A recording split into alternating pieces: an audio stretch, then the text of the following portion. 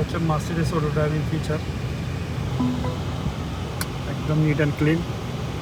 আমাকে বলতেছে হাত ধরার জন্য, সামনে একটা গাড়িও আছে, দেখ সমস্যা নাই।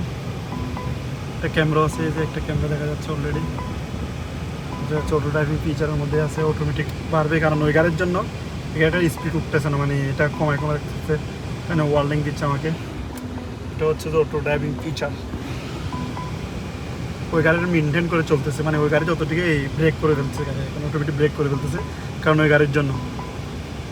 এখানে দেখাচ্ছে অলরেডি 43 সেকেন্ড। মনে করো আমি হাত ধরে আছি, নো নেভার, এটা নিচ থেকে কন্ট্রোল করুন।